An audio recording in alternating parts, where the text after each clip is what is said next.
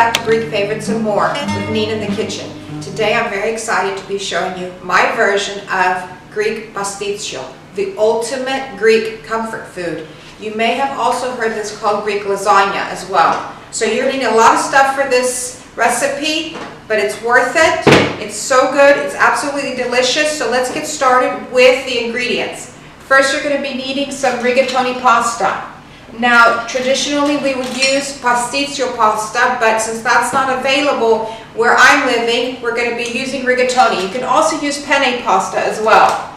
You're going to be needing some Greek olive oil, a pot of hot boiling water that you're going to salt and put a little bit of olive oil in it, some fresh ground minced beef. You can also use veal if you like. Then you're going to be needing some onions. This is 2 medium-sized onions. You can use 1 large onion, that's fine as well. Your multi-chopper to grind up your onions with. If you want to do your onions by hand, go ahead, do your onions by hand. I usually like to put them in here. Then you're going to be needing some bay leaves, right here, some bay leaves, a cinnamon stick, and just a small, tiniest pinch of sugar. You don't need a lot of sugar, and the sugar is to cut the acidity of the tomato sauce. Then a little bit of garlic powder. I have it right here ready. Some salt, some pepper, tomato puree. I don't like to use canned. I prefer to use the one that's in the carton or the one that's in a jar. If you want to use canned, go ahead, but I prefer this type of tomato puree.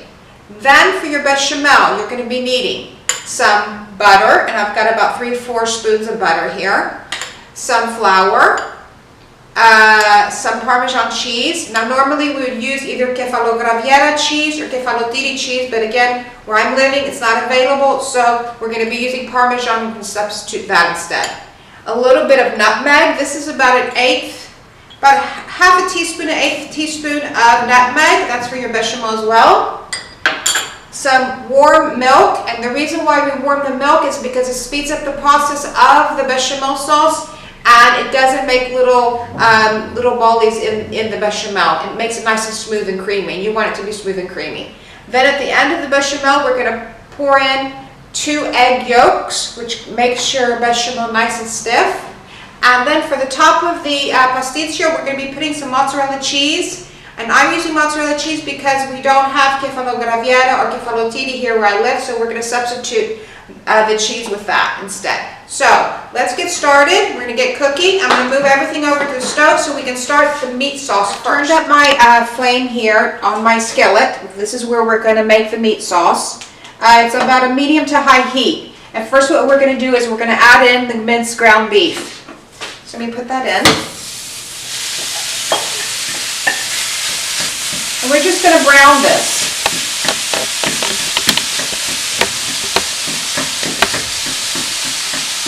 And then afterwards we're going to add in the ground up onions. So let this start browning.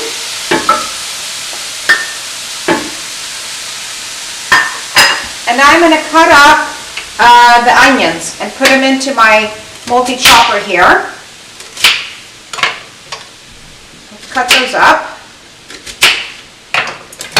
Place them into my multi-chopper. A little bit smaller. And just give me a couple seconds. We're going to fade out for a minute. Give me a couple seconds so you have to listen to the noise of the multi-chopper. So the minced ground beef is starting to brown, and now I'm going to add in a little bit of olive oil, and then we're going to add in the onions. So let's put a little bit of olive oil in here. You don't need a lot. I would say maybe about 1/3 of a cup of olive oil. And now we're going to add in our onion. This is how the onion looks. Put all your onion in. Give it a nice flavor.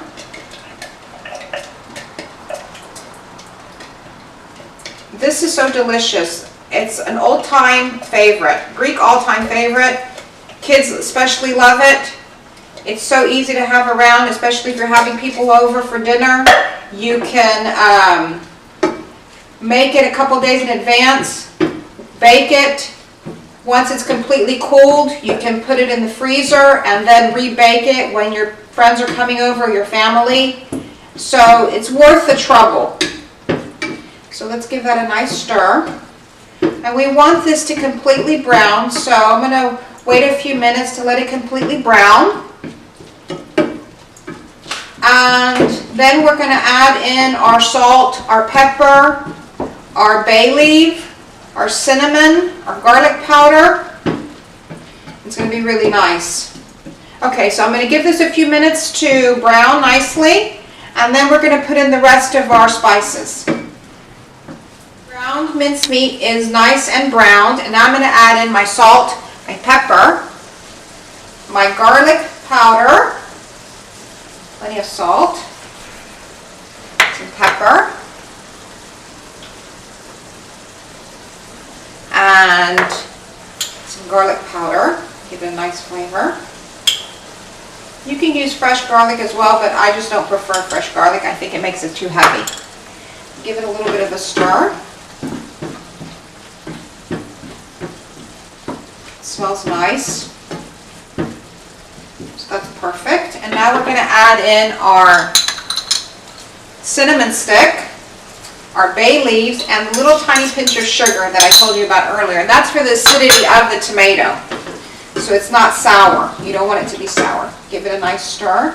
Now be sure, once you finish your meat sauce, that you remove the cinnamon stick and the bay leaves from your meat sauce. So I think that's perfect right there. Now I'm going to add in my tomato puree. I put plenty of tomato puree because I like my meat sauce to be nice and juicy. You don't want it dry, and anyway, who likes to eat dry food? So we'll put in plenty of tomato puree.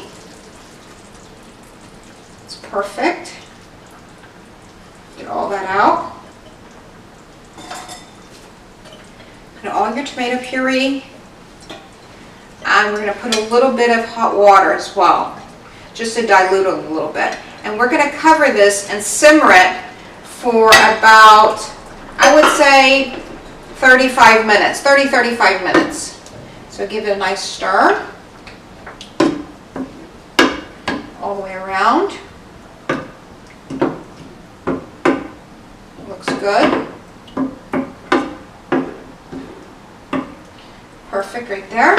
And we're going to put a little bit of hot boiled water, just a little bit, not a lot. Just like that. And now I'm going to cover this and let it simmer for about, I would say, 30 minutes. And we're going to put it on a medium to low simmer. So you put my timer, so we don't forget about it. And we're going to let this simmer, and we'll be back in about half an hour. The sauce is ready. Here it is, right here. It looks great. Now don't forget, you need to remove your bay leaves and your cinnamon stick. So there's one bay leaf right there. There's the second one. And your cinnamon stick. And now what we're going to do, I'm going to set this aside, and we're going to begin boiling our pasta. Once the pasta is boiled, we're going to start the bechamel. So at this time, go ahead and preheat your oven to 350 Fahrenheit, 180 Celsius. So we're going to start boiling the pasta, and I'd like to add a little bit of sea salt into my water. A little bit of sea salt. And also a little bit of Greek olive oil, just a little bit. You don't need a lot. A few drops. And pour in your pasta. Let that boil.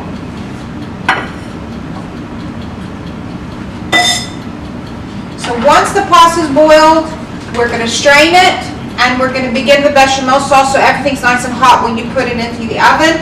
And we'll get this a good boil, and we'll be right back. It is boiled and ready. I'm going to set this over on the side. Your meat sauce is ready. It's ready to go. And now I'm going to begin the bechamel process.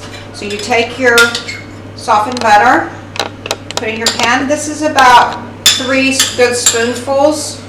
But then again, it depends on, how big of a dish you're going to be making. Put all the butter in. And we're going to let this melt down slightly so it gets nice and bubbly. Turn up the fire a little bit. And you've preheated your oven to 350 Fahrenheit, 180 Celsius. You're going to need a whisk for your bechamel as well to get that prepared. And we're going to let the butter melt. Get that going. And whisk it around just a little bit. And once it's all melted, we're going to add in the flour. 3 to 4 spoons of flour as well. So the butter's nice and melted. And we're going to add in our flour. So it's 1, 2, 3, and 4. Give that a good whisk as well. So that becomes nice and bubbly. You can see what it looks like right there. So what you want it to look like. It's thick. And now we're going to put in a little bit of salt to taste. A little bit of pepper. If you want to use white pepper, you can use white pepper as well. And we're going to put in our nutmeg, our ground nutmeg, about 1/8 of a spoon. You can put a little bit more. If you put half of a teaspoon, that's fine too. So our flour and butter is nice. It's getting bubbly. Give it a good whisk. And now we're going to add in our warm milk. And we said the reason why you add in warm milk is because you don't want your milk to be cold because it slows down your cooking process. So you want your milk to be nice and warm. So that's done right there. That's what it looks like. And now we're going to slowly start adding in our milk. This is 2 cups right here. And start adding that in. Turn up the fire just a little bit. And I'm going to start adding in the milk to the butter and the flour. And you want this to get nice and thick. And you want to keep whisking it as well. And then we're going to put in our Parmesan cheese and our egg yolk.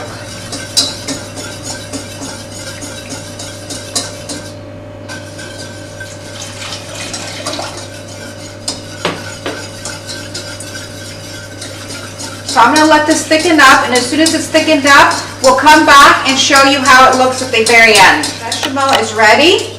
It's all nice, thick, and creamy the way it's supposed to be. I'm going to add in the Parmesan cheese to the bechamel. There you go. Put all that in. Give it a good whisk again. Smells so good. And now we're going to move it over and we're going to place in the egg yolk. And your egg is just going to make it nice and stiff. It's going to be really good. So we add in the egg yolk. Try to get them in one at a time. Just like this. Perfect. And then your last egg yolk. Whisk that in. So you've preheated your oven to 350 Fahrenheit, 180 Celsius. And now what I like to do is I always like to add in to my pasta a little bit of bechamel. Makes your pasta nice and creamy. So I add in a little bit of the bechamel into the pasta. Just a little bit, you don't need that much. Stir it up. Smells delicious. When I'm done with this, I'm going to show you how we're going to put it together, and then we're going to pop it in the oven and bake it for about 35-40 minutes. It gets nice and golden and bubbly on top. So this is mixed up. Everything's ready to go. We're going to move over to the counter, and I'm going to show you how we're going to put it into our baking dish, and we're going to put it together. So we'll be ready to show you how we're going to put the pasticcio together. So first we're going to put in our rigatoni pasta that I've added the bechamel to it. Just spread that in. It smells so nice. You just want to layer it in evenly.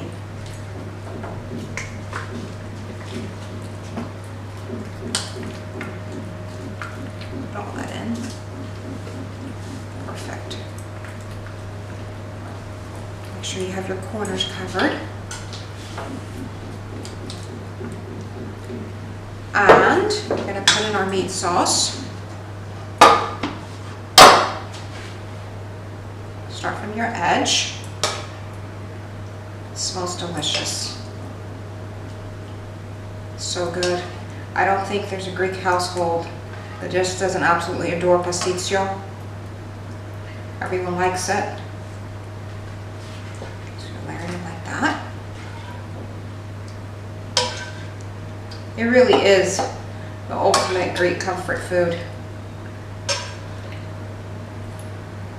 All of it's almost in. Perfect. Perfect amount. So we have that in there. Make sure you get into all your corners. Some people mix the meat sauce with the pasta together. I don't like it like that. I like it in layers. So I'll get this pan out of the way. And now we're going to add in our beautiful bechamel. It smells so good. Added in the Parmesan cheese, egg yolk, get your nutmeg, and then we're going to sprinkle it with some mozzarella.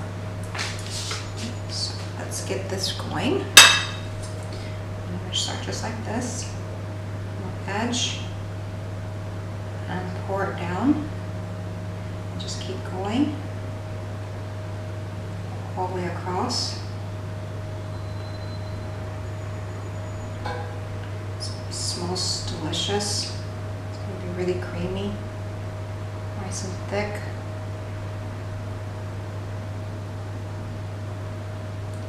Almost done. And scrape out the rest with our spatula. Make sure you get into all your edges. All the way around. This is perfect if you want to have people over. You can make it a couple days in advance. Bake it completely. Once it's cooled all the way through, you can put it in the freezer and then bake it, rebake it the day that your friends are coming over for dinner. Just as long as the ground mince meat wasn't frozen beforehand. If it was fresh, then you can do that. Okay, so your bechamel's all in. It looks great.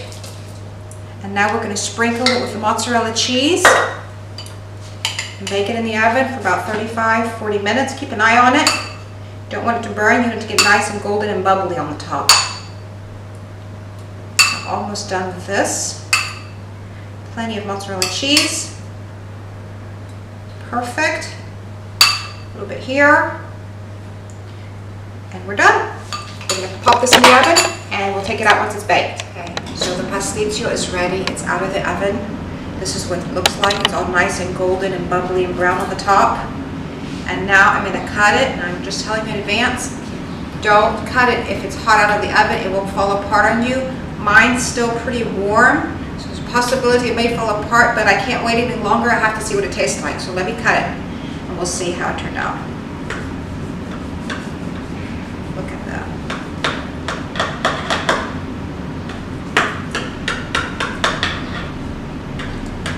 A little piece out of the corner right here. It's still pretty hot. That's okay. Let's see how it tastes. Okay. Let's see what we made here.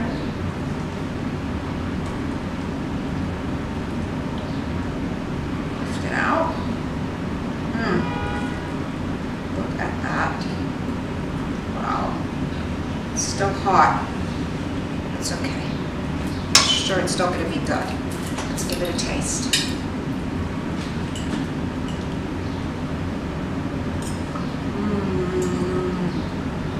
So good, delicious. This really is the ultimate Greek comfort food. Make it for your friends and family. Make it for the people you love. Make it for yourself. Thank you so much for watching. Enjoy. Bye.